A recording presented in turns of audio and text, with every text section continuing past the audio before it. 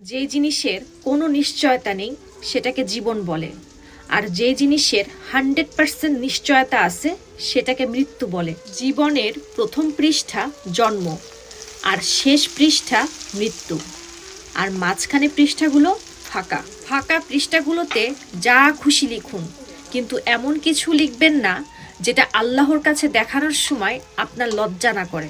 সম্পদ এক তুড়িতে, সৌন্দর্য একটা অসুখে, আর সম্মান একটা ভুলে ধ্বংস হয়ে যায়। তাই এই তিনটা জিনিস নিয়ে কখনো অহংকার করবেন না। আমাদের জীবনে মাত্র দুইটা পথ আছে। এক আল্লাহর পথ, যেই পথটা জান্নাত ও সাফল্যের দিকে নিয়ে যায়। অন্যটি হলো নফস, যেটা শয়তানের পথ, ব্যর্থতা এবং জাহান্নামের দিকে নিয়ে যায়। এর বাইরে তৃতীয় কোনো পথ নেই। মনে রাখবেন, জীবন পরিবর্তন করার জন্য লড়াই করতে হয়, কিন্তু জীবন সহজ করার জন্য সঠিক জিনিসটা বুঝতে হয়। সময়টা আপনার।